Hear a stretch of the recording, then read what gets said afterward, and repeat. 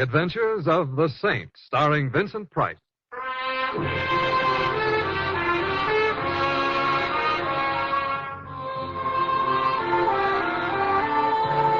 The Saint, based on characters created by Leslie Charteris and known to millions from books, magazines, and motion pictures.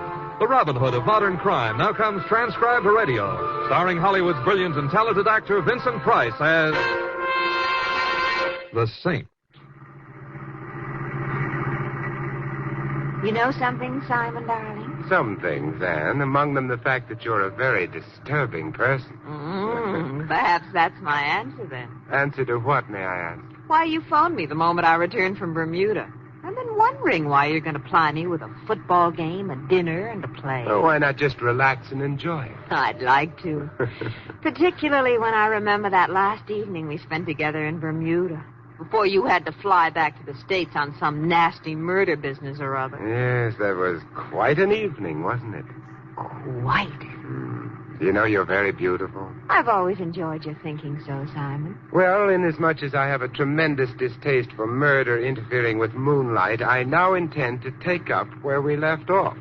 At a football game? Oh, well, it'll be a good game. As a matter of fact, it had better be. The trouble I had digging up tickets for it. Well, here we are, Anne. My, how things have changed since I was in Bermuda.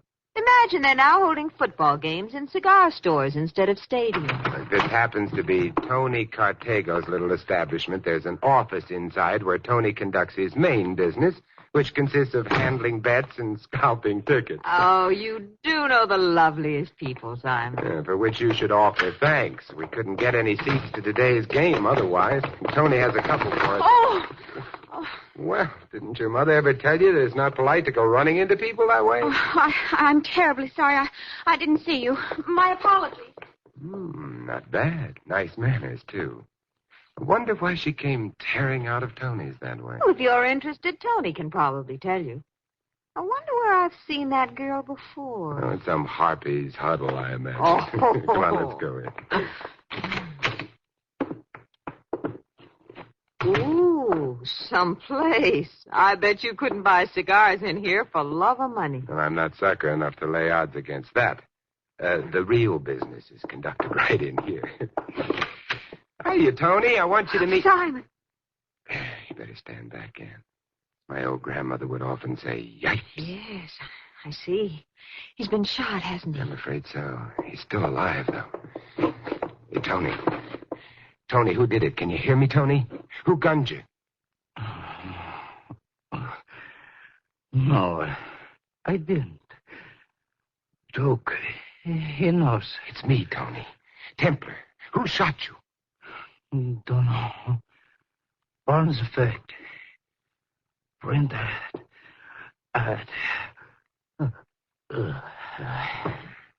Oh, Simon, is he? He is.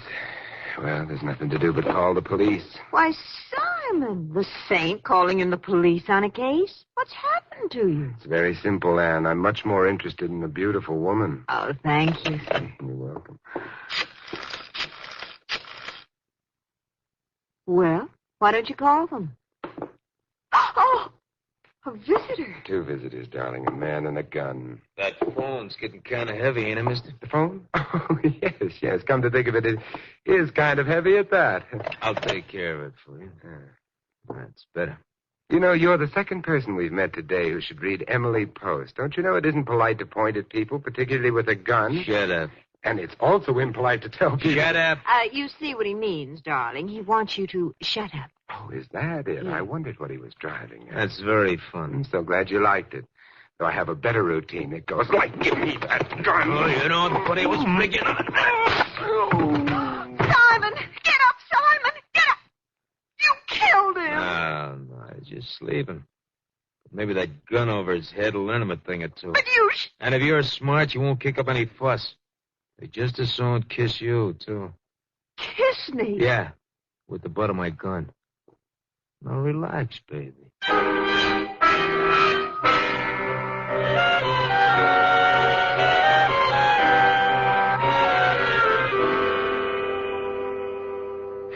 Simon, wake up, Simon. Simon, wake up. Oh, come on, Simon, wake up. Let's leave a later call. Oh, Simon. All right, Ann.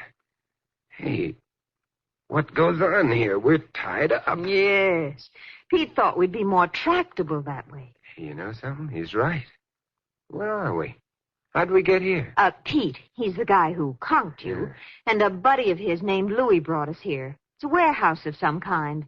We're in one of the storage bins on the first floor. Oh, nice. Are we stored away for the winter? No, with a little luck, we'll be out of here in 5 minutes. Mistaken identity, Ann. I'm not Superman. And these ropes are pretty tight and strong. Darling, yours may be, but mine aren't.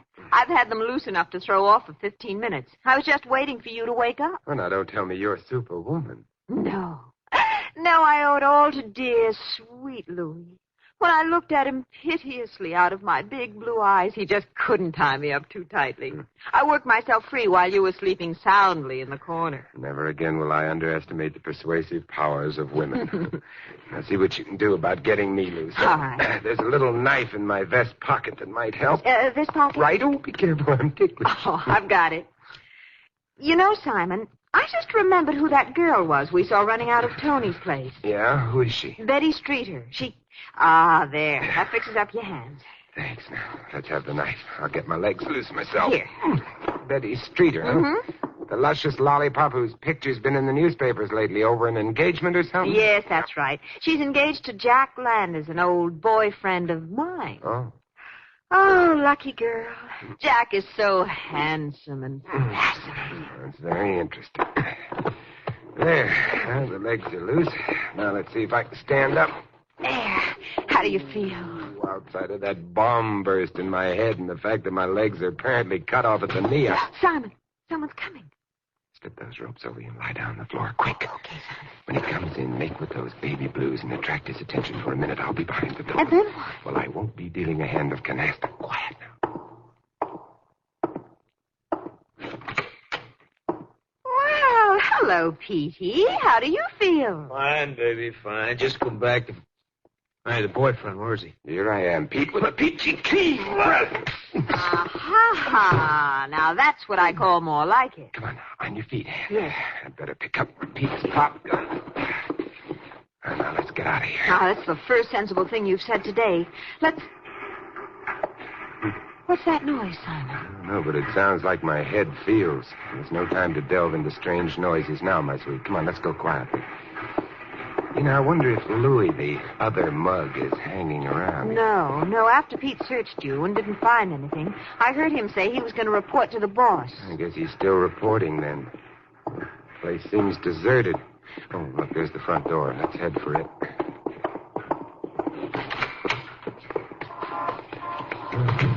Well, it's certainly nice to be out of there. Yeah. Hey, what was the name of that girl again, Ann? Girl? Oh, Betty Streeter. Why? Look at the sign on this building. Sign? Simon, it says Streeter's Warehouse. Yeah, that's what it says, doesn't it? Come on, Ann, let's find out what this is all about. Simon, darling, I thought you were going to call the police. Ann, darling, that was before Petey hit me over the head with his gun barrel. Oh, I was afraid of that. Okay, what's our first stop? First, we find ourselves a nice telephone directory. May I ask why? To find out what street the Streeters live on.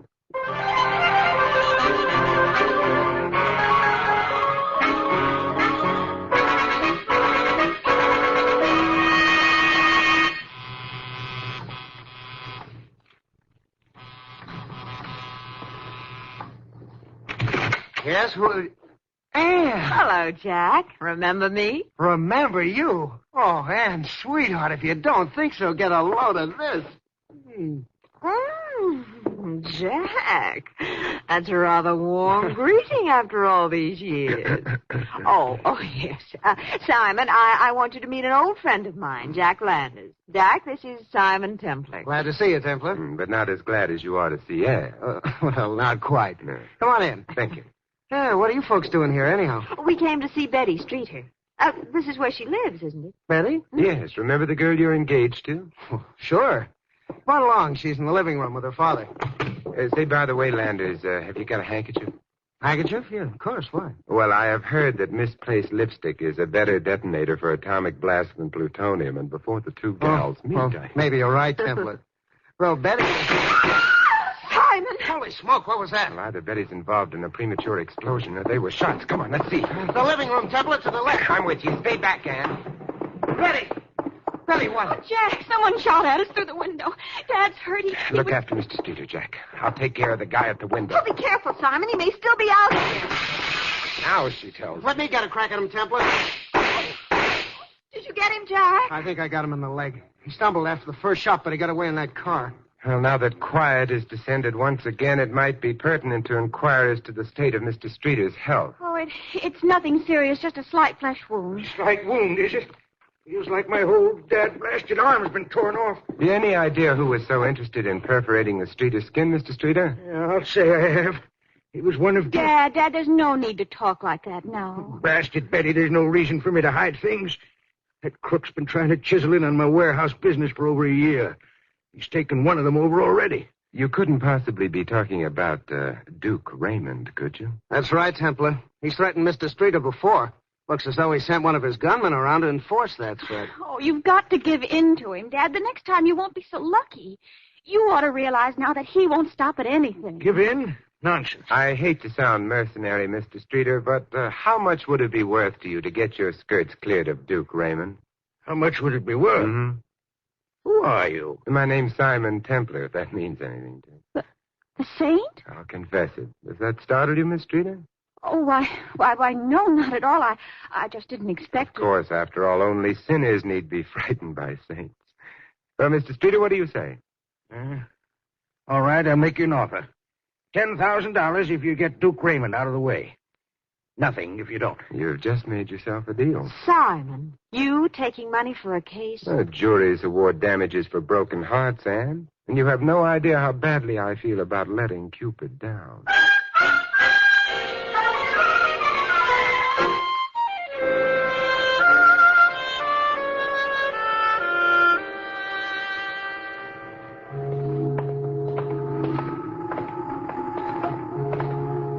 Well, Miss Morley, this is our famous riverfront. How do you like it? I don't. Now, there's the spot we're heading for. Do you see it? Well, I see some speedboats moored at a dock, if that's what you're talking about. Mm-hmm. Any particular reason for coming here? The usual reason. We're going for a little boat ride. How much for the ride, buddy? 12 miles south, 12 miles back for $1. That's fair enough. Come on, Ann, let's get in. You know, the more I think about this, Simon, the crazier I think you are. Why would anyone want to travel 12 miles out into the ocean? To see Duke Raymond, of course. Oh, I see. Mm-hmm. He's playing Father Neptune on top of a wave, I presume. Not exactly. You'll see when we get out there. And I'll expect a great big apology for those words when we get back. You mean if you get back, don't you, Templar? Simon. Yeah, I see. That man's here again. Tell me, Petey, my friend, what are you doing here? You coming along for a ride? That's right, pal. You know, after paying $1 for 12 miles out and 12 miles back, I think I've got a right to be particular about the kind of company I have. Well, don't let it bother you, pal. This gun in my hand makes us equals. Besides, you better pay only $50. Why only $50, Petey? Because it's cheaper by the dozen, right, Petey? Yeah, you'll get the idea, pal. You may be going 12 miles out, but I don't think you're ever coming back.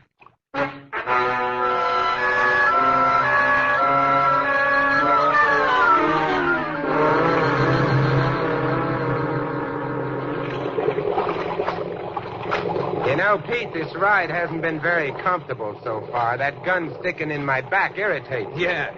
Too bad, ain't it? Sympathetic soul, aren't you? Oh, well, the ride's nearly over. There's Duke Raymond up ahead. That's funny. I don't see anything but an old freighter out there. That's it, lady, the Black Deuce. The Black Deuce. Quaint name, isn't it? It's a quaint ship. Gambling is the specialty. And I always thought that was against the law. Not when you're 12 miles out and you're Duke Raymond, it isn't. You see... Simon, isn't that a cabin cruiser coming up behind us? Yeah, it's coming up fast, too, and no lights on it. I don't like that. Don't like it at all. Oh, don't worry, Pete. It's just pulling ahead of us. Yeah, I guess... Hey, what do you think you're doing? Simon, the boat's turned toward us. It's going to run into us. Look out! You're going to ram us! You're going to...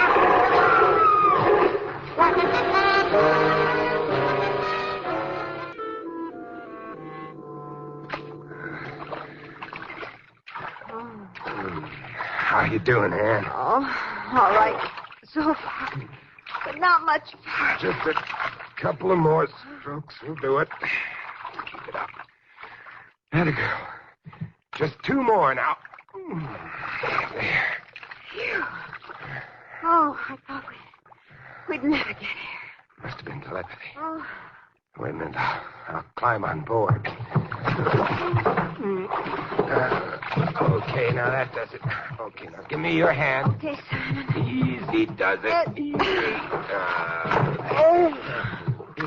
Well, quite an experience, I'd say.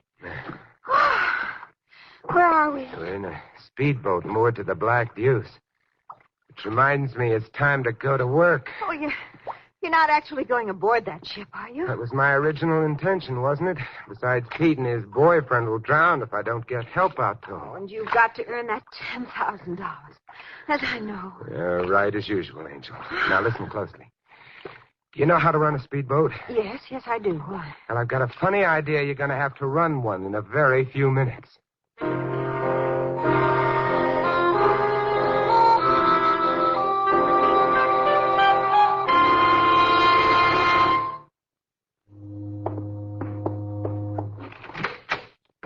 Hi, Duke. Who are you? I'm Simon Templar. The man Pete was supposed to bring in. Pardon the wet clothes, this damn sea air, you know. Where's Pete? The last time I saw him, he was hanging onto a wrecked speedboat a couple of 100 yards away. Hanging on to him. Come on, get down to cases, Templar. What's the racket? Duke, I've a funny hunch you're going to lay off Streeter's business. Am I? What makes you think so? A possible murder rap? Keep talking, Templar. Tony Cartega was bumped off. Why? You're so smart, you ought to know. Maybe I do. I'd guess it was because he knew too much about bonds. What? Yeah, you know, securities, negotiable ones worth a lot of dough. Where'd you get that idea? From Tony. He talked before he died. He mentioned you and bonds. Tony always talked too much. You talk too much, too. Yeah, I'm beginning to get what you mean. I thought you would. You know, Duke, there you are, sitting behind that desk with a gun in your hand. I wonder. You wonder what? I wonder how you'd look with that desk on top of you. Too bad, Duke. You missed me. Sorry, I can't do the same now. Well, imagine that. Duke Raymond sleeping during business hours. You'll never get ahead that way, old boy. Horatio Alger would positively frown upon you.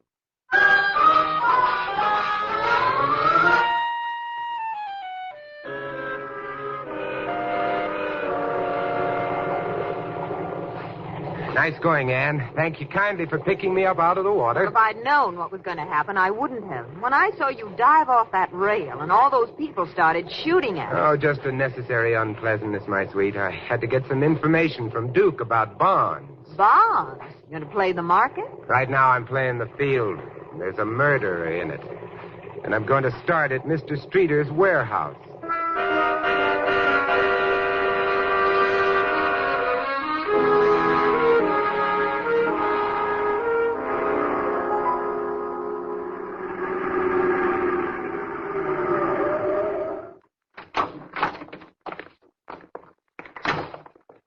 This way, Anne. That way. The warehouse is over to the left side. Sure, but we're going next door. And just what do you expect to find there, Sherlock? A printing press, of course. There, you see?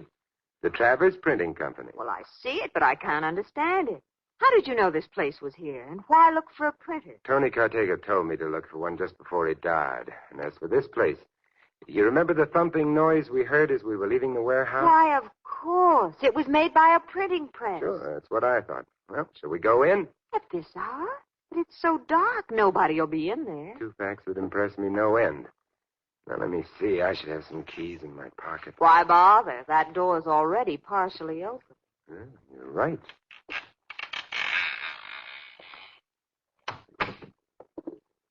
Oh, this is black as pitch in here. You can't risk a light until we're sure it's empty. There's a crack of light over there. It seemed to come from a doorway into another room. I wonder if... Oh! What's the matter? I hit my foot against something. Something soft. You don't say. Suppose you look up at the ceiling while I shine this pencil flash down it. Oh, Simon. Perfectly expressed. He's dead, isn't he? And if he's not, he ought to be. He's been tied up, gagged, strangled, and shot in the leg. Who is he? I think he's the gentleman who tried to kill Mr. Streeter. Well, how do you... Because Jack shot him in the leg, remember? He's probably Mr. Travers, the printer. What is it, Simon? Why'd you turn off the light? Because that light in the other room just went out, and I hate to be a nonconformist. Where are you going? I'm going to step over there and see what's up. Oh, be careful. Simon! Simon, are you all right? I'm not sure, but I'll risk it. I'm going after him. Oh, look out, Simon. He's a killer. What is it? What's wrong? Whoever it was locked and bolted this door. I'll have to kick it down. Watch it. Someone may still be in there. You have the most pessimistic thoughts. Now, wait till I find the light switch. Well, nobody's here. He must have gone out that window. And if I hadn't been idiot enough to bump into something in the dark, this case might have been over by now. Either that or you'd have been dead. That funny hissing sound. That? Oh, it's the flame under that lead pot over there. What's cooking? Oh, printers use them to melt their old linotype slugs in. Yes, but why would that be going now? Do you think the killer left... There was a reason I wanted you along tonight. You've just hit it. Look, there's the type print. Yes? And see those engraved copper and zinc plates on that work table? Mm-hmm. If we'd come in a few minutes later, they'd have been in that lead pot. But what are they? Well, I'm not so good at reading upside down and backwards, but 6% debentures, state of secured highway taxes. Huh, so that's it. What? Would you mind explaining, Simon? Later, darling. First, I've got a little surprise party to prepare. Surprise party? Yeah, as soon as I remove the handkerchief gag from Mr. Travers, send a message to Duke Raymond and make a few phone calls, we'll go to the scene of the party. How nice. Now, what's going to happen there? What usually happens at a surprise party? Oh, don't tell me. I know. One very foxy murderer is going to get a great big surprise.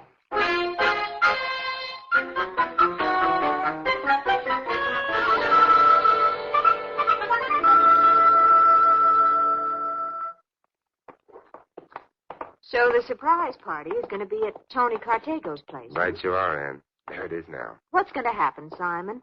All I know is that you called a lot of people in a disguised voice and told them something about Bonds and Tony's. Why? Well, if you'll look inside the cigar store, what do you see? Well, there's a light inside. Correct. And that must mean one of the guests has arrived. Look quiet as we go in. I want to see if that's an early bird or a worm.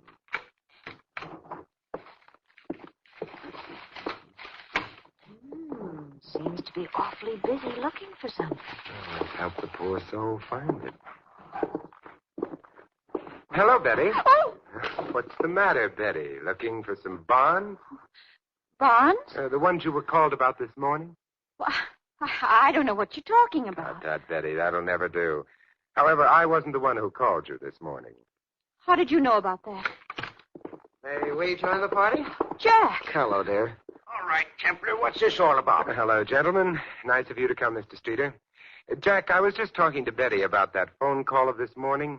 What did your caller say, Betty? Something about your father's life being endangered over some bonds and that you'd better get down here fast to save him? My life in danger? What kind of nonsense is that? It wasn't nonsense to Betty. She came down here all right. We walked in right after Betty left and found Tony Cartago dead. Now, just a minute. You're making a pretty dangerous accusation there, Templar. Happens to be true. Mr. Streeter, Duke Raymond forced you to sell him that warehouse next to the Travers Printing Company, didn't he? Yes. And it took a lot of force. He ruined the business by destroying merchandise, wrecking trucks, the usual racketeering methods. I had to sell to stop losing money. Maybe you better not talk so much, Streeter. Yeah. Maybe it won't be healthy. Well. More guests. Duke Raymond and Pete. Yeah, that's right, Templar. What gives here? Well, now, that's a rather silly question, Duke. You came here looking for bonds, didn't you? So your message was a frame, huh, chum? Only in a manner of speaking, chum. Someone in this room owed you money from gambling, didn't they, Duke? And promised to pay in negotiable securities to be left until called for here at Tony Cartago's. It's your story, Templar. Keep talking. But when Pete came to pick up the bonds for you, they were missing, and Tony was dead. It's lucky for you, too. If you tried to sell those bonds, you'd have been arrested. They were forgeries. Phonies? You sure about that? I know it, and I can prove it. Surprise, surprise, surprise. What do you think of your gambling friend now, Duke? The dirty double-crosser. With all that dough in the family, too. No low-down rat is gonna get... No, you don't, Duke. Stop right there. Simon, he's got a gun. Isn't that strange, Ann? I was thinking the same thing. Jack. Oh, no, Jack, not you. Pretty sharp, aren't you, Templar? Got it all figured out. Oh, I've been known to get around Landers. Anyway, it was rather obvious. Particularly after you kissed Ann. After he kissed me. What did that have to do with it? Well, you see, Ann... I got something to say first.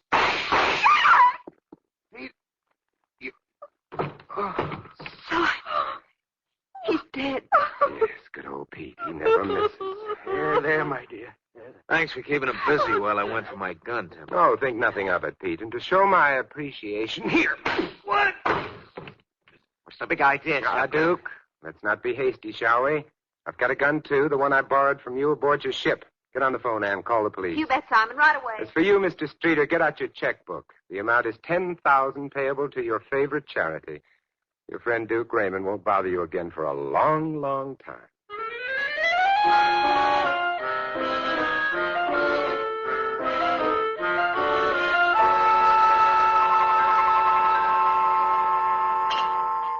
Would you like another drink, Ann? No, thank you, Simon. I suppose I should thank you for a lovely day. It had its points, but the football game might have been more exciting. I doubt it. But I still need some answers. But don't you see, Ann? Jack was terrified when he couldn't pay Duke the huge gambling debt he owed him. So he hit on the idea of forging bonds.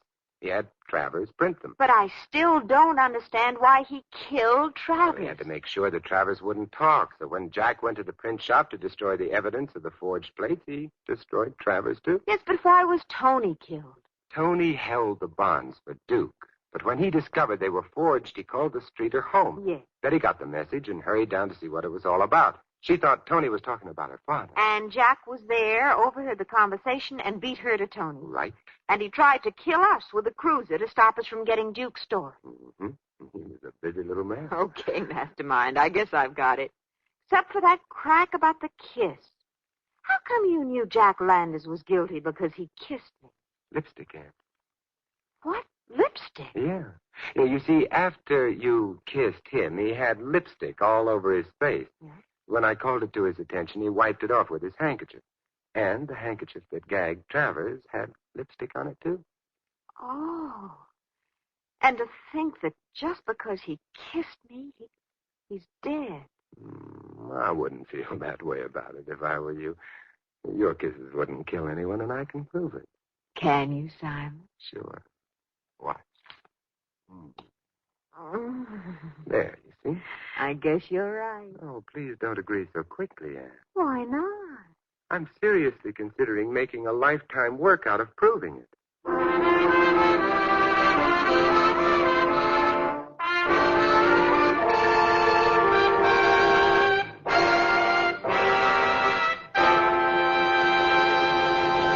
You've been listening to another transcribed adventure of the Saint, the Robin Hood of modern crime. Now here's our star, Vincent Price. Ladies and gentlemen, in tonight's cast, you heard Shirley Mitchell, Barbara Eiler, Jack Moyles, Tom Brown, Edmund McDonald, and Anthony Barrett.